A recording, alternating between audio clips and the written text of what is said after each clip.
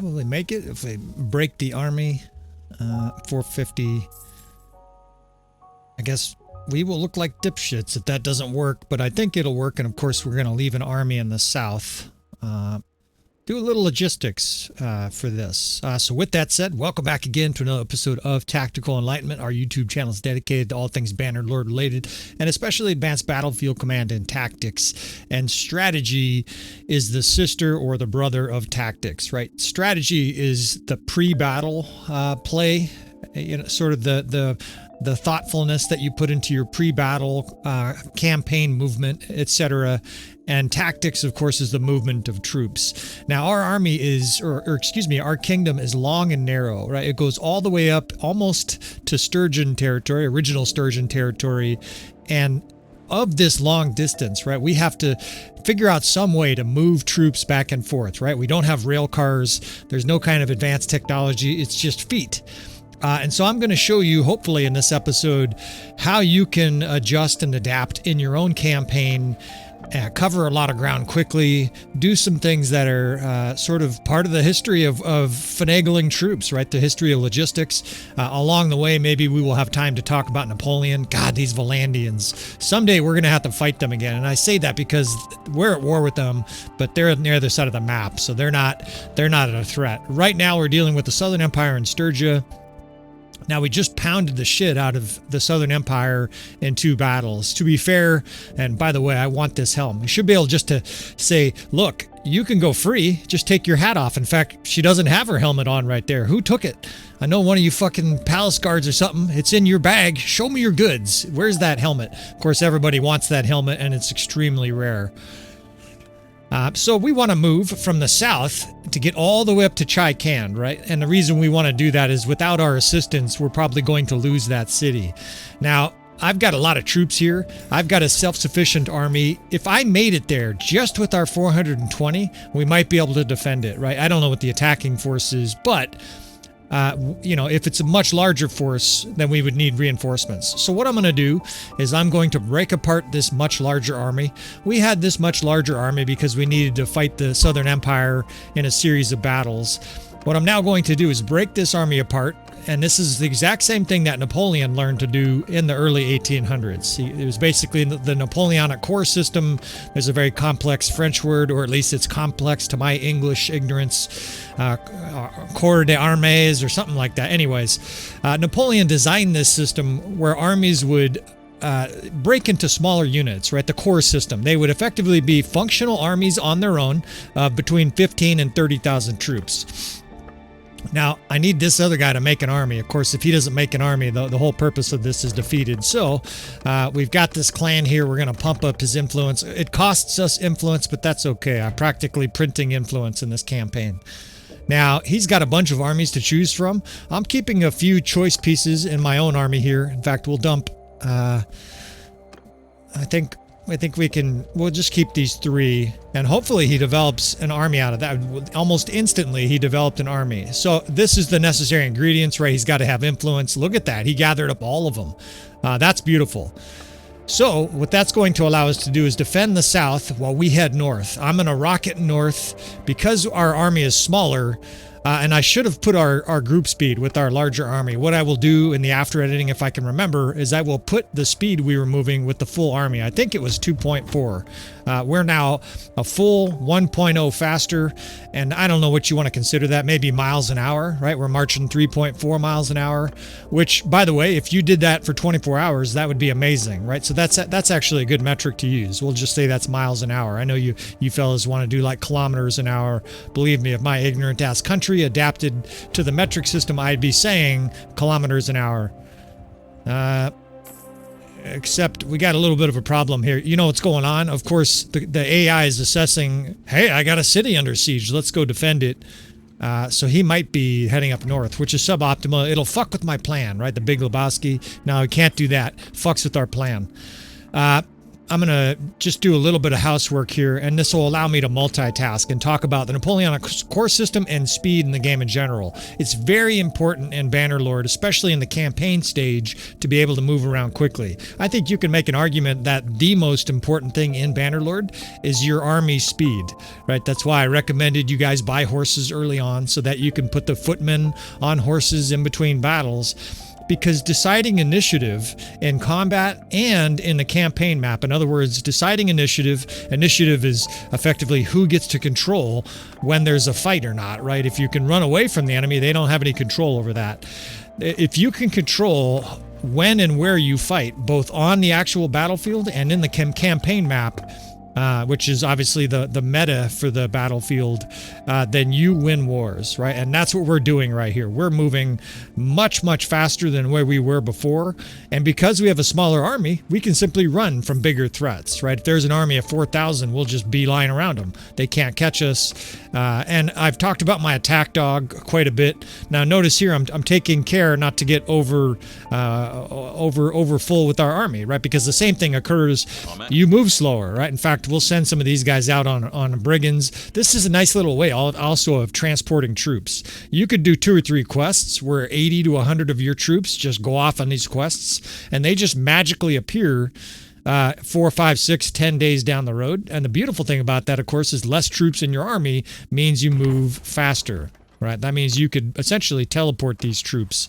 It's a nice little additional tip I can lay out there for you fellas. Now, I've got some other business in this episode.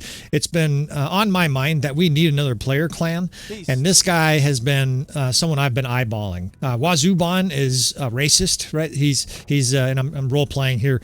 He wants an all Aserai leadership function in his kingdom. So we're taking Shalar the Golden here. I have Jaim the Prince, and we're going to go ahead and make this guy an incredibly original name, right? We're going to actually do the Golden Horde. And the reason I'm deciding that, besides the fact that his last name is Golden, is he owns one of the cities that's the furthest east in the map, right? Odok is now his, and that basically was Khazate originally. He looks like he has the original clan logo, but it's a cool, like the half moon or crescent or something like that. And we will also, well, you can't view his companions too. We will pump up his influence at some point. We don't want to do it yet, but at some point or other, once he has some troops, we will pump up his influence as well. Now, this is pretty funny. We're in a little bit of a race. You know what? This can actually work as a nice experiment. Which army gets up there faster? Can we get up there faster? So this guy's got a decent looking fief. He's got some troops. It looks like he's heading over there. I'd kind of like to give him some money. I messed up by not giving him money there. That way, if he has some money, he can develop troops and stuff like that. Anyways, so the army of 1,500 or the army of 800, we're obviously going to be able to get up north faster and assess and get to this threat before this other army, right? They're moving at 2.3, we're moving at 3.4, and there's your difference, right? It's an enormous difference. Well, it's coincidental or fortunate, but there's another city under siege here by the Sturgians, so that's kind of perfect. He can take care of that one, hopefully. He might get killed. And then we can take care of the other threat here at Chaikand. There's a chance that it's too big of a force and we can't fight it. But with 800 at this stage, with Wazu and his steamroller execution fucking squad, he has like 850 members of Delta Force. We're not really afraid of much at this stage. Now, we did lose to the Southern Empire. That was 3-4 battles ago, but they had an unbelievably stacked army, and we were outnumbered 3-1. This guy, he looks a little bit like a shrinking daisy or whatever that's fucking called, but he can have a nice bow and sit at the back and be nice and careful. We're still developing these children members. Now, I'm going to do all these perks later. I'm not going to do them... I'm going to do this, guys. This is an important one. Give him some vigor points. I'm not going to do all these perks right in the middle of this discussion about the core, but I remembered this from earlier. You know, anytime you can give focus points out, you want to do that on the spot. So this looks like 1,500-ish Sturgians, and we're very eager to destroy them with our 860. He's going over there, And he didn't race to this location, of course, because he diverted off to that other threat. But I obviously 3.4 speed to 2.3, we're manifestly faster than that guy, and that's hugely important in Bannerlord. With the garrison here, we're almost favored. It's like a dead heat, and you guys know what happens if we're almost favored in these battles. It's a lot of infantry in this Sturgian force, so we are going to do a kill box, and I think I'll demonstrate a kill box to an extreme level in this battle. I've been meaning to do an RTS overhead mod view of the kill box, but this battlefield is not terrific for it, so you guys will just have to wait. I promise you we will do more RTS battles. I also have some players and some comments from people who are like, don't use RTS. I don't like that at all. So understand I'm trying to balance out the opinion of dozens of guys here for this campaign. But I will do some RTS, despite the fact that some guys will be irked, and I'll try to label that episode, in parentheses, that it's RTS mode, right? That way you guys know if you hate RTS, you can just skip it or trim through it or whatever. All right, so basic kill box here. We're probably going to be up against 600-700 infantry, right, in their main vanguard, and we are going to fucking surround this shit. I've demonstrated this 3, 4, 5, 6 times in this campaign. Believe me, this will be one of the last times. I'm just going to do this tactic in battles, massacre the enemy, and I won't be demonstrating it instructionally. Now, I don't have some companions here. I'm missing some guys because of quests. That's a danger you face. If you do quests and your guys are fucking off delivering the herd or whatever the fuck, then you get a battle. It's important to keep in mind that can have consequences. Usually... this is going to work just fine. We will do a swiveling kill box from these stones. We're going to swivel to our left. And what I mean by swiveling is the enemy is going to be sucked in on this left side here. The cav divisions in the kill box are almost always defensive, with the exception of my 7th Corps, right? Lots of archers in there, 125 in our horse archer and horse archer javelin division. Now, any kill box where the enemy has a mixed army like this, you've got to be aware of the other threats, and you've got to deal with those as they come in. This is a fairly mixed army of Sturgians. They're heavy on the infantry side, but it looks like they even have horse archers, right? So I will kind of show you and talk about how I adapt to that. We're going to hold basically a strong hand, a strong shield on our left side. On our right side, as I'm looking at it there, basically, and this is part of the reason why, right? Lots of horse archers coming in here. This guy's obviously a threat. Can't have our archers just shot to pieces. Now, we've got crossbow on this side, and that's intentional as well, because if you don't know, and I've mentioned it several times, I'm sure, crossbow, I keep wanting to mention it because they are devastating to horse archers. 50 crossbow will absolutely lay waste to 80 horse archers, right? They can be outnumbered and still scorch them. I mean, of course, I'm referring to equal strength, right? You can't run out here with tier 4 crossbow and hope to mangle Khan's guards, although they'll do better than you expect. All right, so we're going to shift our cavalry here, continue to block the enemy horse archers, right? We don't need their horse archers having an unimpeded shot, and by putting them a shield wall cavalry in front of them, it distracts a lot of them. It pulls a lot of attention away from them shooting at our horse archers. I think that was a lord rushing over there. All right, well, here's the real threat, and what I mean by that is 40 or 50 horse archers are going to get eviscerated. This cavalry's a little bit of a threat, but it's the 500 infantry, right, that we're going to have to deal with. But if you operate these tactics correctly, if your timing is good, if you understand distances, they really aren't a threat. It's basically a complex dance move, but we're going to start to surround these poor fuck Sturgians. They're all holding their shield up. That means they move slower, and we're going to gain some levels here, throw some javelins into their back. Our infantry division, we're going to offset a little bit from our 4th and 5th Corps here. By offset, I mean we're basically moving all these units to different angles. These fucking asshole horse archers shooting us from behind. All right, so I'm pulling the 1st and 5th back. I'm just doing it manually. And now we're going to start to open up basically the center of our formation here. Some people refer to this as a crane formation. It is kind of sort of what Hannibal did at Cannae. He just obviously didn't have 150 archers like we do. That was back during the day of mostly infantry battles, right? They had some cavalry, but 80 or 90% of the troops on the field in the ancient era were infantry, skirmishers, infantry, guys with a shield and a fucking sword. All right, cavalry here. This is the 7th Horse Archers. I'm getting fucking stuck on the trees and shit like that. All we're going to do here is keep that giant blue mass of troops away from our troops, right? We're going to pull troops around on them. Anytime they get remotely close to one of our units, we will simply move those units. We will scorch them from behind here with the Horse Archers. And this is another point. I don't probably have to do this because they only have 39 archers, but I put a cav line 100 yards, 50 to 100 yards in front of those archers, and that'll preoccupy the enemy archers, right? That way they're not really shooting our vulnerable horse archers. Right now the horse archers are literally going to have their backs, the 6th Corps as well, to this force of archers. Now if this was 300 enemy archers, it would be a bigger problem. 39 or 38 archers or whatever is just not a problem.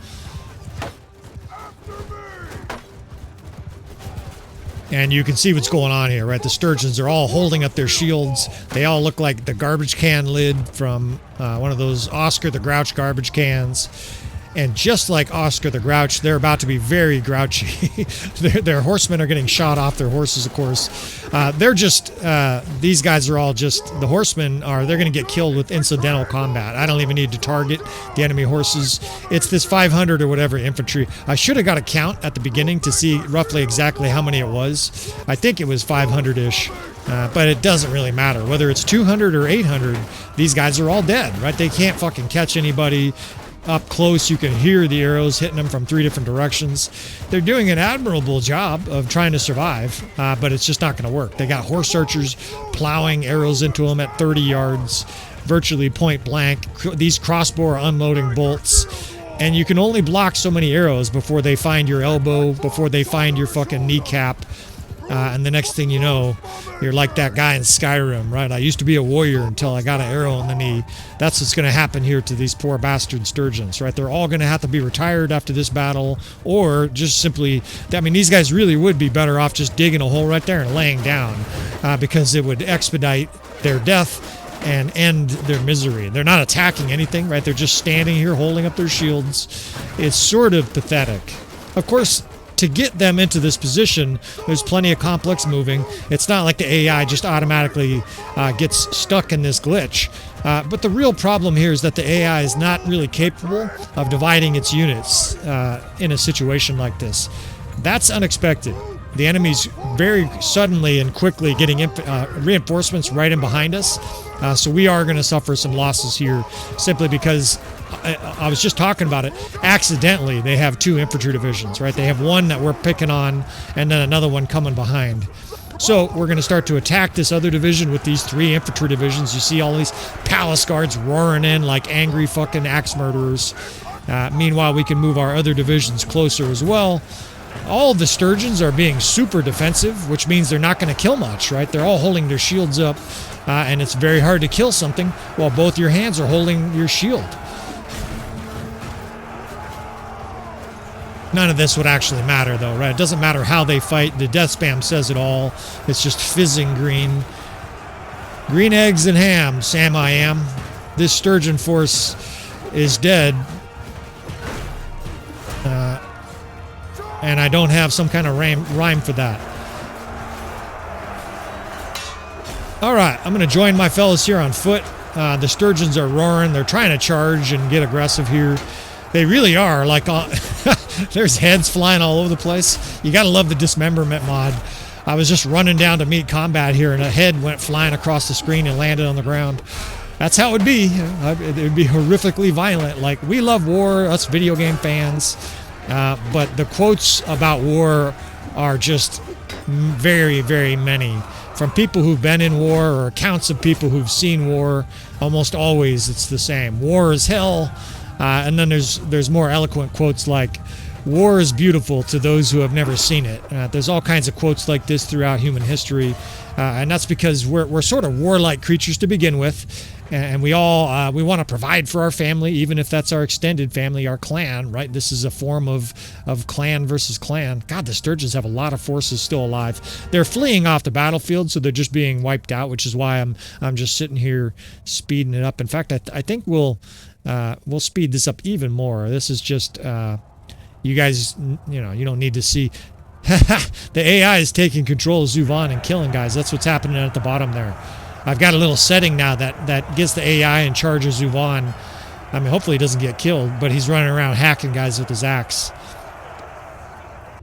Anyway, so we love war, but then you experience war and it's horrific. And I think you can ask a lot of veterans, especially, you know, Desert Storm and before. We'll get some free troops here and run to our closest city.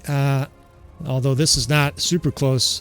I guess I could take all these prisoners, but I want to keep this episode moving, right? I want to respond to that other castle and continue to talk about logistics and demonstrating logistics and other components of campaign strategy in Bannerlord. Some of it is very, very basic, very elementary, right? We're going to be putting in strong garrisons of cities and castles. Damn, no legendary shit. And big battles like that against the Sturgians, I'm always hoping for like a really nice axe. We'll take it though. You really want to be minimizing your garrison in your interior cities and castles. Incidentally, that's why I gave Odok to Shalar the Golden, right? Because that city is miles away from any kind of enemy and is highly unlikely to be sieged. Why is that important? Well, because usually, especially if there's a large garrison in there, your ally that you just designated as a lord will go broke, right? The next time you talk to them, do a little bartering and notice how much money they have. They'll have like 10 or 20,000. I think you give them 50 or 20 at the beginning. You basically give them, you know, like a little booster gift. Good job. Go out and conquer the world. But they need way more money than that. And you are going to see me feeding money to our companion armies. Of course, you can look down 4.5 million. We're at the stage of the campaign where money is virtually no object. We're buying any loot that we need. If there's really elite loot, even if it's 500,000 like the cons plates, we'll take it anyways. This is a border town though, so we're boost the garrison here. We're gonna make sure it has plenty of food. These are all steps, of course, you guys are probably already taking, but if you're not taking them, you want to make sure you do. Now, unfortunately, I don't have a lot of food to dump here. Actually, they have a lot of food. I think part of the reason they're having some problems with food is that they're having villages raided. That's okay. And of course, you know, when you're under siege, you have food problems as well. None of the fucking dipshits out picking apples all day can make it into the castle. All right, get a little caffeinated beverage here because I feel like my narration isn't going fast enough. We're going to talk a little bit faster. This lid reg, we've already got the discount. Can I hear 40, 40, 40? Do I hear 60, 66? I should probably not be an auctioneer as a commentator. I presume I talk at a normal rate, but that's because we're all biased to our own experiences. I've been told I talk very quickly. I have no way of slowing it down. Even when I try to make a concerted effort to slow my speak, inevitably I start to revert back to my previous speed, and guys are jarred by that. What I would say is you can use the little slider on the YouTube video and change it to 3/4, or if you want to hear me drunk, you can just switch it to half, and I sound like I'm drunk. Kill these drunk bitches here at Acolyte. You guys have that ability. And I've heard some guys listen to me at 2.0 speed, which is astonishing, right? Their brains must operate incredibly well to be able to listen to someone. He's describing this. We're going to Acolyte. This guy's 2,300 Sturgians. We're going to go ahead and invade here. The other army's going north. I just don't understand how someone can possibly listen and comprehend what I'm saying at 2 times speed. But there you have it. There's all kinds of brains in this world, and you may not understand them. I may not understand. I certainly don't understand them. So, this coward dipshit noble of ours, he's got 1,500 troops. He takes off. Of course, you have no control, virtually no control over these companion armies. He's going to head north to do God knows what. Maybe there's a fucking giant orgy up there. We're going to deal with this Sturgian force, right? As I like to say, it sounds like a complaint, but I actually like it. We'll do it all. Don't worry about us. The Sturgian king is here, and we're eager to butcher some more Sturgians. I'm probably going to label one of these episodes the suzerain of Sturgia, because that's what we're becoming here. We have absolutely, and I mean absolutely, I say that word a lot, but this case it's accurate. We have utterly and absolutely annihilated the Sturgians in this campaign. Early on, they had some really strong armies where it looked like they'd been building up veterans and had a bunch of Dredzinic champions. Now they're just like the Khazate, they're a little bit war-weary, and we are trashing these Sturgian forces. I mean, we're outnumbered 2-1 here, and I'm just not concerned at all, right? I'm not, it's just not, I'm not even tense about it. Like, it's just, we're going to throttle them, right? This battlefield, especially as a tactician's wet dream, there's no question we're going to be able to do some wicked things here to this poor Sturgian force. Now, a big part of battle depends on who takes basically the movement, right? The initiative. There should be more advantages to Bannerlord to moving. Unfortunately, a lot of the advantages are defensive. It rivals the American Civil War, where everybody was fucking building earthworks and hiding behind fucking wooden barriers and shit like that. Early on in warfare, offense was more rewarded. And what I mean by early on is medieval, early modern period, and even Napoleonic era, right? Napoleon was a very aggressive, fast-moving commander. By the 1850s, they developed really strong guns that just obliterated people very accurately, and defense took on the new strength that really, for a very long time, was dominant. You could think of the pillboxes that the Germans had on D-Day and shit like that. And defense-oriented armies in Bannerlord is the way to go. That doesn't necessarily mean that that's the most fun. We are going to do some offense. We've had plenty of battles already where we did big savage envelopment maneuvers. Look at this edge here. I instinctually noticed this. We got a little. We don't. Why get shot at? We could just pull these guys over that ridge. Now they can't see these guys at all. See that? You can't see any horse archers. That means they can't see us. And now they have to come over that ridge and get shredded by all those archers. Always using the terrain, fellas. Well, I'm working on my long-distance javelin throws. It's been a little while since I dialed in my javelins. Unfortunately, I'm playing with two different mice. I play with the mouse at work. Oh shit! I did not mean to do that, and then they just shot my horse. At that fucking ground there, I was trying just to break my horse. Now I'm getting speared, motherfuckers. At least we're out of that arrow hail. I've got to bring my horse archers here because I need to borrow a horse. This is where there is a mod where you can actually just whistle and you get a horse. Ah, you motherfucker. This guy fucking stabbing me and shit. You guys are going to fucking pay for this shit. Picking on Wazu when he's on the ground.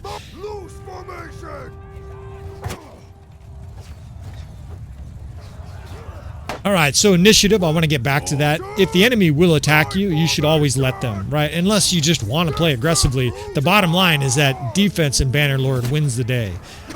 Your cav shield walls are incredibly strong and difficult to get through. Die, you bastard! Wazuban's character is getting irked here. He's being fucking assailed and cornered and shit. Get the fuck off me. You're about to experience a very angry Wazuban. All right, let's bring the 5th and 6th up on this side over here. I've got 3 ranged divisions, and we're going to start to surround the Sturgian force. Initially, we've been on defense here. Of course, I've been telling you stay defensive, unless the enemy's turtled up like they are there, right? All their infantry and archers are in a giant fucking pile together, and I can see a sign over there. It's actually written in the Sturgian language, but you can just barely make it out, and it said, "We're fucking stupid, come kill us," right? You can actually, I don't know if you guys can read it. I can just barely read it. I'm not experienced at Bannerlord. So we're going to bring up our cav in 3rd Division here, and this is going to be a slow envelopment process, right? I'm going to be methodical here. Why? Because the enemy's not moving, right? They're just sitting there like dipshits, and there's no reason for us to do this in a hurry. Now, I probably don't need to do this, right? This battle, we have enough quality of troops and other advantages that we probably don't need to take to this level of tactics. But there are some guys who really enjoy this shit for this channel, right? That's why they're on Tactical Enlightenment. They're not on the other channels because those other channels are not enlightened, right? Those guys are still staggering around, or at least some of the other YouTube players are sort of staggering around with no tactics. They got 3 divisions. They're not doing anything really strategic. Man, that sounded like it hurt. I just got fucking throttled by a battle axe. So this is their cavalry here. I'll get back to my point here. We're going to confront these guys. These are mediocre cavalry mixed with some higher end cavalry. Our archers, our horse archers, are more than capable of fighting. Right? We've got Drudziniks, or not Drudziniks, but we have Khan's guards and other things. They're Jav Cav. Some of it's Aserai Vanguard Ferris. So I don't have any problem attacking other horse archer divisions or other cav divisions. Anyways, the point is that we're going to get a little bit dynamic with our tactics here. A full surround and shooting fest with this Sturgian force. They're down there right around the corner in this valley. We're going to surround it. We're going to pound it in different directions. I'm anticipating them to regroup. And what I'm actually going to do is get horse archers and this 6th Archer Skirmisher Division uphill of their regrouping units. Basically, going to put them in a position so as they reform, they're just getting cut apart by archers, right? Horse archers and whatnot. The enemy's making feeble attempts here to attack me, and they're paying for it. Die! And take a look to see what they're doing here. Okay, so the reinforcements are actually coming to them. Either way, it works well, right? That means that the enemy is basically walking right through here. Now they're moving. They are actually starting to pull back a little bit, but they're still vulnerable, right? We still have troops on their flank here. Now I'm going to move the 2nd and 3rd Division across the valley. I probably should have done that a minute ago. They're going to be late to the party. But the Sturgians now have about 600 troops here in the middle, and we have forces all around them, right? They're shooting sort of haplessly at our shield walls. I've got the 8th Corps right here. These guys may be a little bit close, but I want them to dump all of their javelins into these archers and whatnot. Just fire away, boys. They can hold their shield up and just dump javelins in here. You can see them firing away.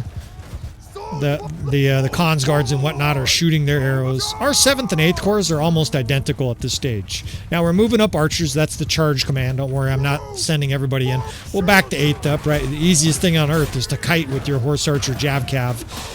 And our other divisions here are now starting to pound these Sturgians, right? They're getting hit with all these projectiles. You can see them whizzing over my shoulder. That's from our 3 projectile divisions, right? The crossbow is the 4th, the 5th is archers, and the 6th is a mix. Meanwhile, the 1st division here is just absorbing arrows. They're in a very tight mass, blocking 90% of the arrows shot at them. All right, where's the 5th? Here's the 5th. They were kind of tucked in the weeds there, couldn't see them. The Sturgians look like they're routing. While they're moving, whatever they're doing here, we're not going to allow this, right? If they're archers trying to reform, we're bringing in heavy cav behind these bitches. Truck a few of these guys here. They're yelling, give us hell. Well, you're the one about to charge fucking Vanguard Ferris and stuff like that. They're getting trampled by Drudzinic champions. I'd say you guys are the ones getting hell. Now, I don't want our 8th Corps staying here because they'll get shot to pieces right now that the enemy's open fire. We want our 8th Corps out of there. But our 2nd and 3rd here, this shock troop division with the cav division, I am going to bring up because they're going to be part of the sandwich kill box. This infantry division and the 4th Corps can be told to charge. They actually have 2 separate big banks of infantry. This is really odd. For a second there, I thought those are our troops. I'm like, no, that's theirs. They've got a bunch of infantry here actually charging against our crossbow division.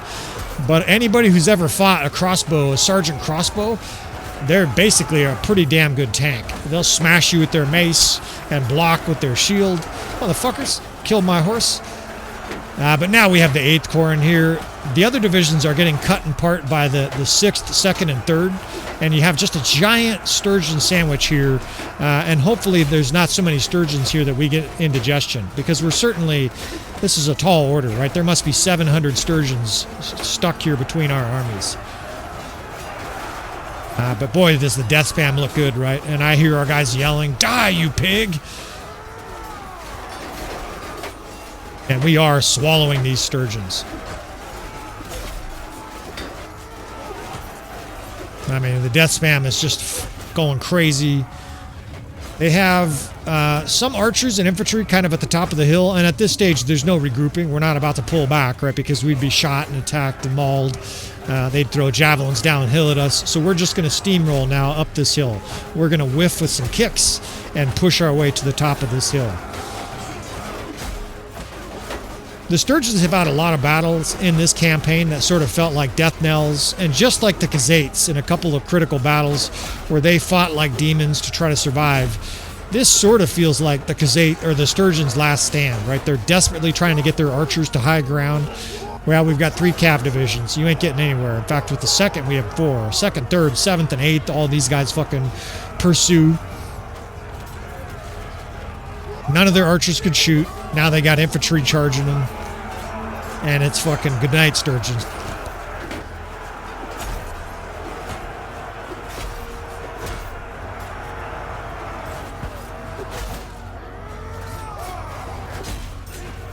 And these guys really are being pulverized.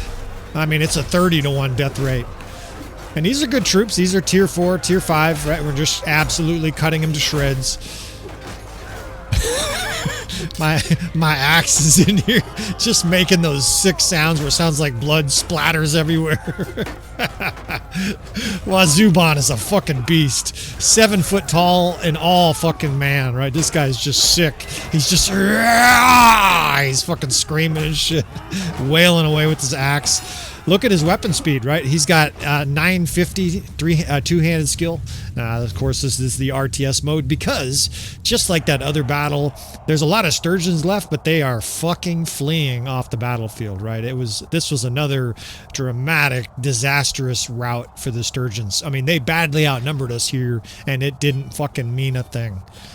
170 casualties, and we killed basically 16. It's another 10-to-1 kill ratio here.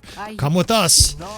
You yield. Yeah, you bet you yield. Have some change. In fact, there's Zuvan, fellas. I hate to say it, because we boosted the shit out of that guy's skills. If you didn't see that episode, we artificially boosted about 20 characters in this campaign.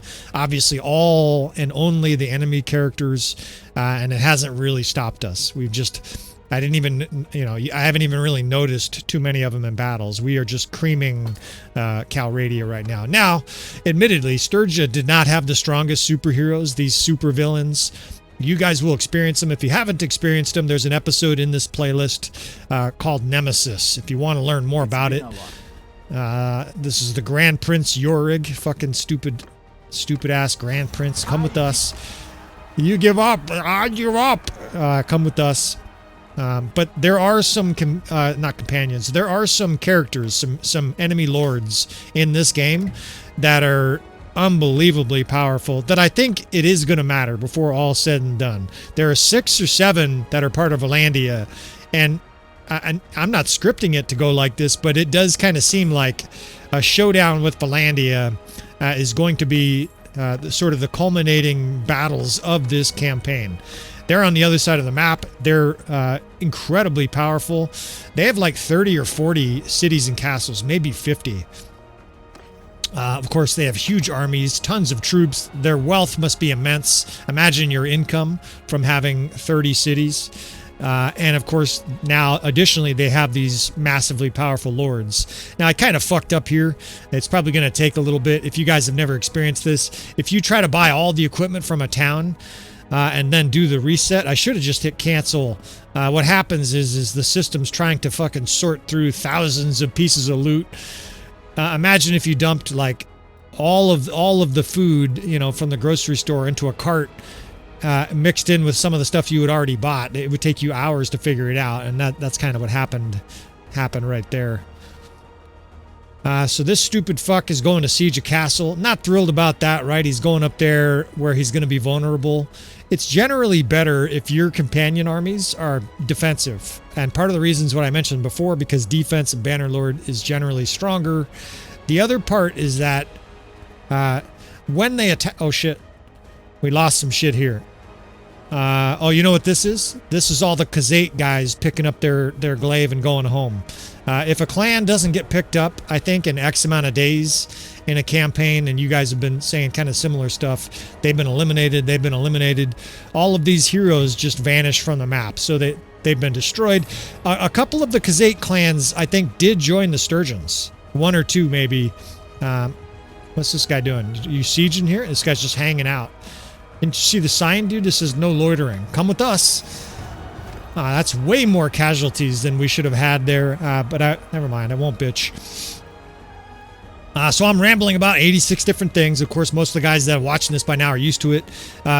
These incredibly powerful lords probably will matter at some point, especially the ones that have like 400 medicine skill, because their troops are going to have an unbelievable amount of hit points. And they are out there. That's looming. Speaking of looming, this fucking fog bank is looming. Can't see shit. This guy is sieging in a fog bank. What could go wrong? We're going to keep an eye on this guy. This is effectively part of babysitting. There's no fighting down south. So the Aserai, I don't know if they declared war on the Southern Empire, but so far so good. Right now, I'm actually relishing the opportunity to rocket down south and save the day. So they are. They're attacking Valandia. So that's partly what's going on here. I thought the Aserai might be attacking the Southern Empire. Southern Empire is at war with Valandia, which is, it's a brain-dead decision. But there you have it. That's part of the reason that we have a little bit of silence in the south. Well, we're going to take advantage of that, right? As long as the Southern Empire is leaving us alone, we have these Sturgians to ourselves. And that's a very bad situation for the Sturgians.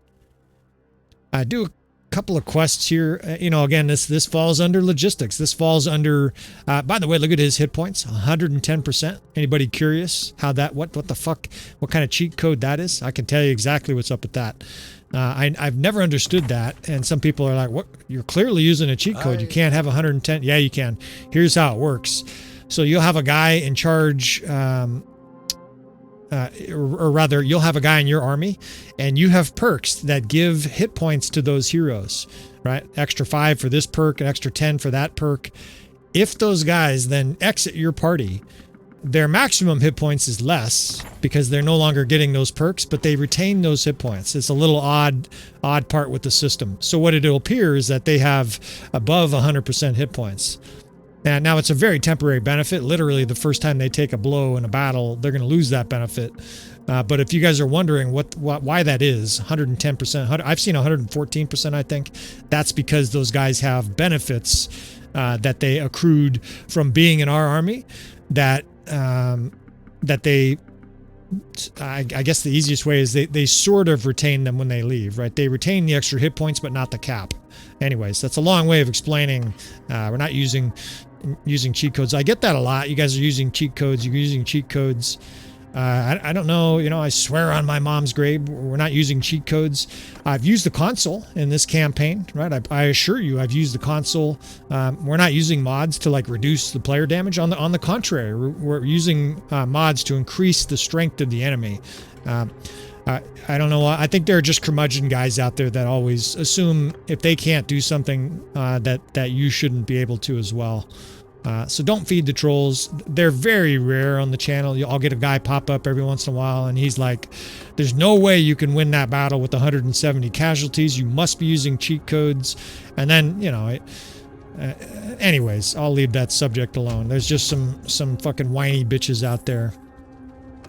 Incidentally, the other proof too, yeah, that's not nearly enough. The Valandians are willing to pay us tribute here for peace, but we want 2,000. If they pay us 2,000, any kingdom that wants to pay us 2,000 gold a month and lay gold at the feet of Wazu, we will consider peace. I'm not guaranteeing it, but if the Valandians wanted to pay us $2,000 a month for peace, we might just take their money, and that's purely symbolic. We don't need the money, but if any of these kingdoms effectively wants to become a bitch and submit to us, roll on their back and put their tail between their legs, then we will accept. Anyways, your other indicator of not a lack of cheat codes being necessary is there are scores of players and other people who've come to the channel, even newer players who've started to use some of the tactics and techniques that we share on the channel. And of course, you guys are either aware of it or a lot of you guys are those people. It always helps when you guys speak up and say, and look at our attack dog, by the way, go to work. Look at her fucking moving. This gal works out her legs, right? She just runs this guy down on a horse. Come with us, and that's because her army has lots of cavalry. No cheat code there, right? It's just that's part of logistics, right? We have an army division that their sole job, her sole job in this instance, is to run down enemy armies so that we can catch them, right? She's much, much faster than everybody else. And if you know how to use the system, it works. And that's historically accurate. You could basically have a division in advance guard full of cavalry and slow down an enemy while the rest of your force came up and munched on them like we just did, right? So there's historical accuracy to that. Anyways, to finish that point, I interrupt myself a lot. It's just because I'm playing, right? I'm forced to talk about other things here. There are plenty of guys on the channel who said they couldn't win such and such battle, even numbers against the Valandians. Now they're taking on 3 times their number and winning, right? This is just a thing. And I always appreciate and encourage you guys to leave those comments, because the more comments like that, it kills the doubters. Look at this gal. She just instantly turns into, oh, I thought she was going to do it again. Some nobles she won't chase. There's a little coding to it. Sometimes if they're faster than her, she'll just give up. And it looks like there she gave up. I'm not really going to chase that guy around the whole battlefield. If you're wondering what I'm doing here, I am babysitting Radan army. There's 2 purposes. First, I'm going to all these towns and buying troops and shit like that. But just like a baby wolf, no, that's a bad analogy. Just like a mother wolf watching her young wolves hunt some, a pack of antelope or something like that. I guess, what do they eat? Reindeer? Wolves eat reindeer up in Alaska and shit like that, right?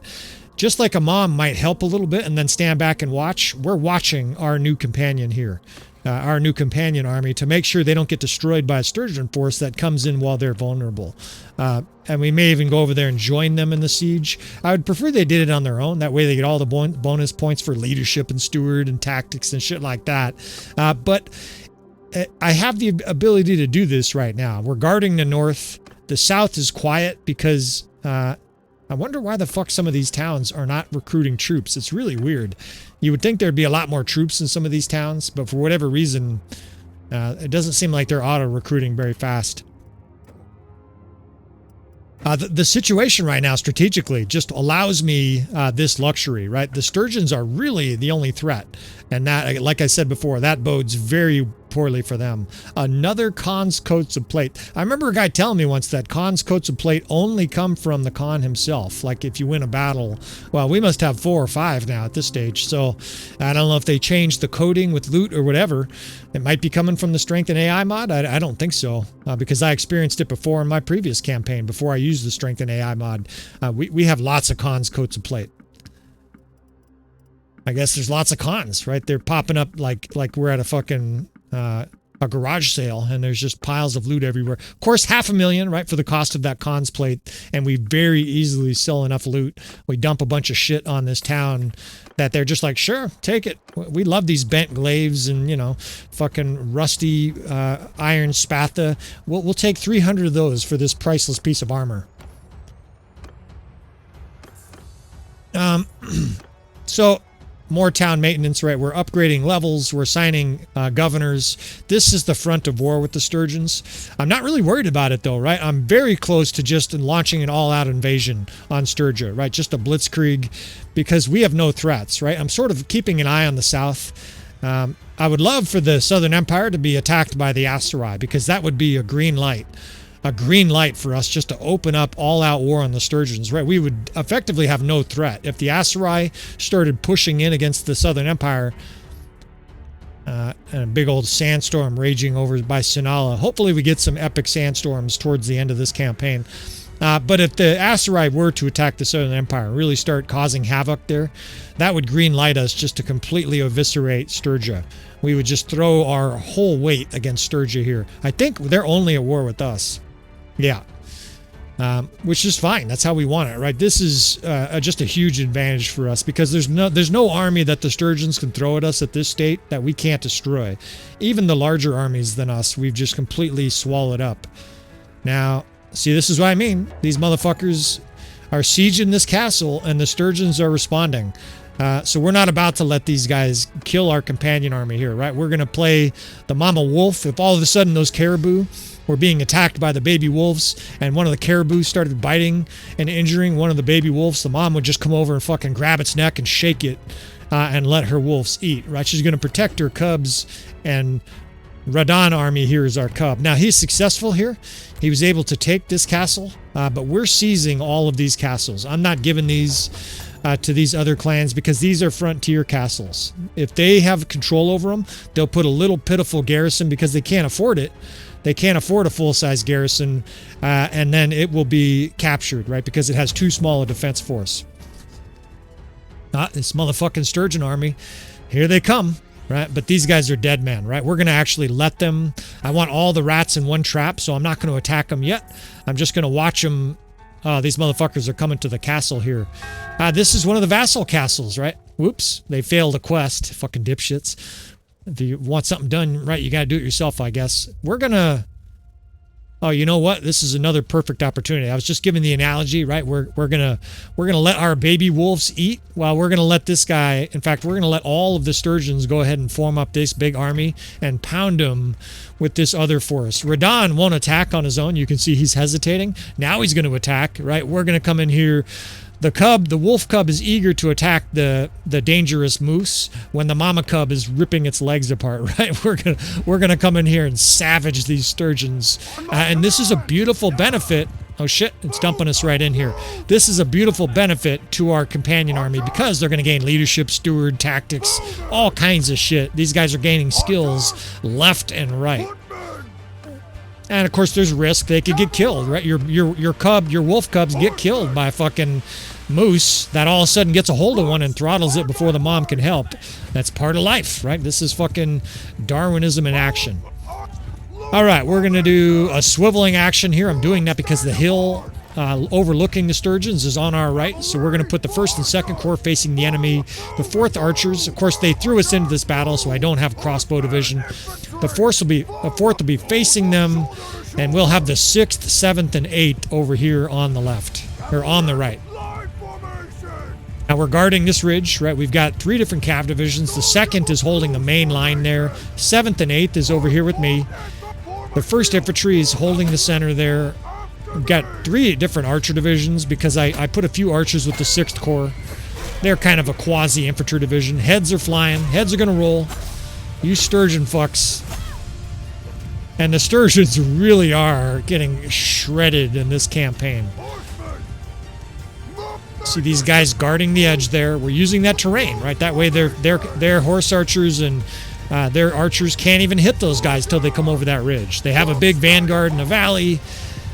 Some of these tactics eventually become a little bit, I don't want to say boring, but you know, they become run-of-the-mill here. You guys will get to this state with practice, and you're going to have to add these mods like we did. Otherwise, you will just destroy everything in sight. Even with these hard mods, right? As hard a mods almost as you can make, and we are trashing our opponents. Their infantry division's coming up in a big square. These cav on the side here are being shredded. Now, they're doing some work here. They're definitely doing some damage here to our 8th and 7th Corps, but the archers are free. We can now start to position our flanking attack. I'm probably going to join our guys here. It's about 100, maybe that's 214 Sturgian infantry. They're being pelted with arrows, of course. 1st Infantry on the enemy's right. Stick horse archers behind him again. It's essentially a modified kill box. 7th, god damn it, I got some units confused. Get back. No, we don't want those guys there. These guys are going to crowd the fucking zone. Get back.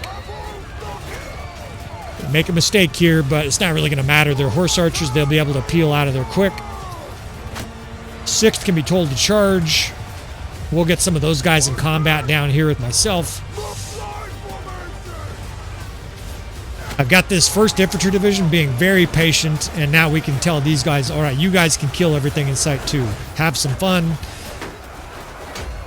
The Sturgians, again, are in just another complete maelstrom.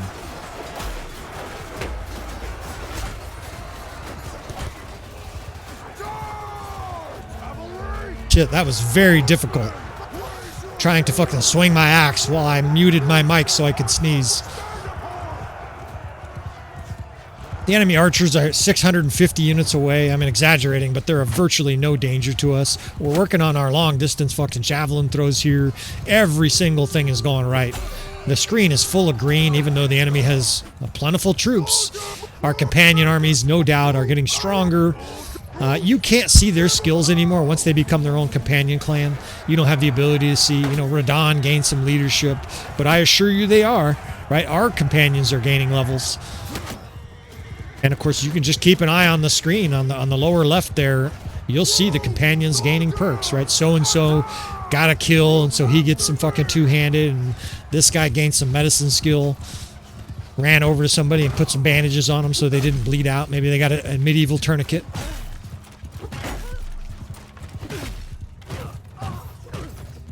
And the enemy, despite the strength of their army, right? These are tier 5. They had Battanian Fiend champs in there, Khans guards. They're shredded, right? They're just, it just is.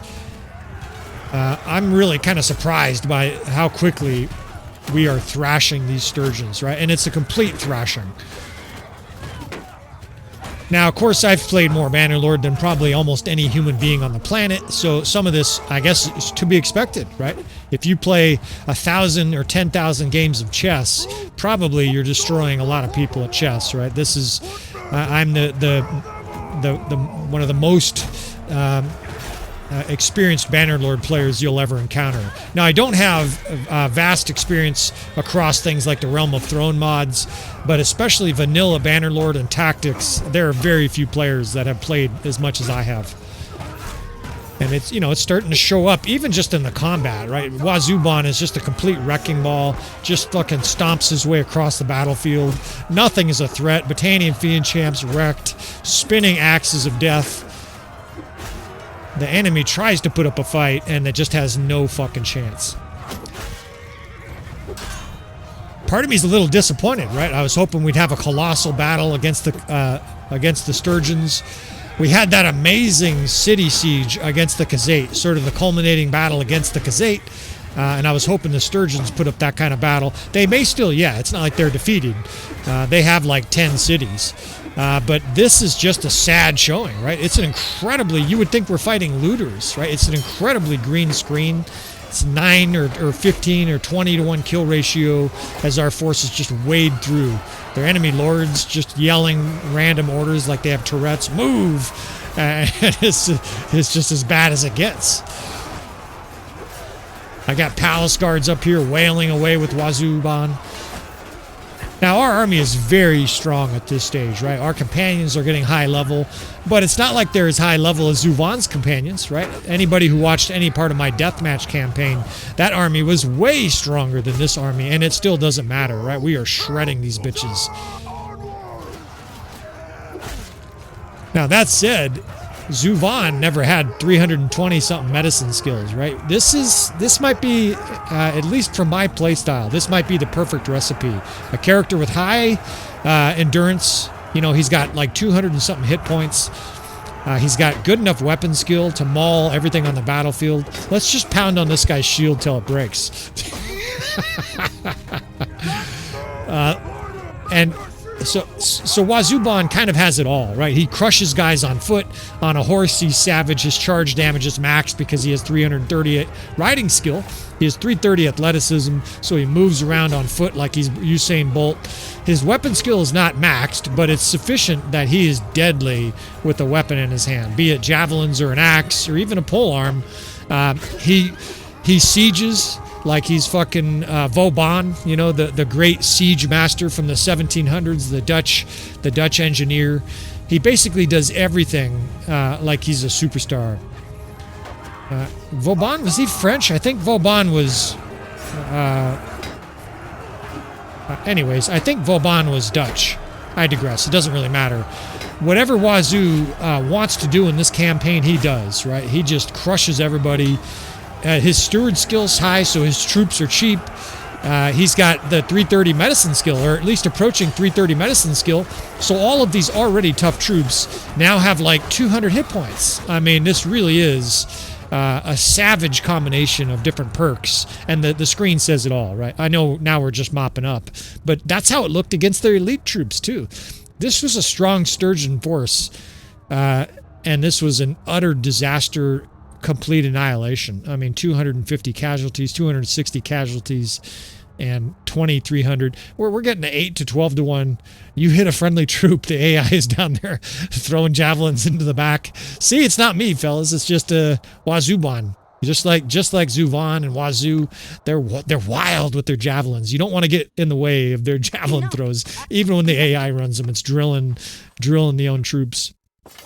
Enough. Now, that sums it up. These Sturgians should be begging for peace, right? We have... If this was a player, they'd be like, please take my wife. You can have whatever you want. Just give us peace for 5 years. Because otherwise, we're just simply going to annihilate the Sturgians, right? We're in the process now. Every time we meet one of their armies, it really does feel like Napoleon in 1806 at Jena Auerstadt, where just the enemy has no chance, and everybody on the battlefield knows that, right? The enemy knows it. Napoleon knows it. His marshals know it. That's why even Marshal Davout at Jena Auerstadt was able to crush a force of Prussians twice his size. We just have all the confidence, and our enemy isn't just reeling. They are staggered, right? They look like fucking Pinkel Thomas against Mike Tyson. They are getting uppercutted in the first round against the ropes. And the announcer and the fans are jeering because it's all over. This Sturgian force, well... I think it's time to blitz the Sturgians here. Every once in a while I'll do this, and this seems like kind of the perfect time to do it. Although, this episode is over, friends. I apologize. I'm not going to do 3-hour episodes, at least not anytime soon. I don't think my editing software will really like that anyways. We may do a marathon at some point where we have 2 or 3 episodes in a weekend, 4 episodes or something like that. But we're going to wrap this episode up here. We're going to actually start this siege.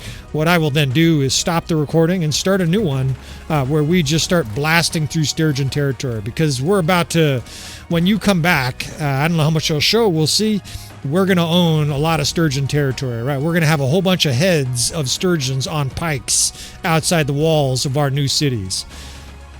Now, the Aserai attacking the Southern Empire, that was the yellow, or not the yellow flag, but that was what we needed to see, right? The Aserai declared war on the Southern Empire. That is just nitro to our rocket ship here, right? It's time to destroy these Sturgians and take these fucking Khazate cities to be our own. So, if you want to see more of that, of course, and this campaign, please subscribe. I appreciate you fellas. You want to turn on notifications, that way you know when there's a new episode. Please hit that like button. I really appreciate that. And I will see you guys next time.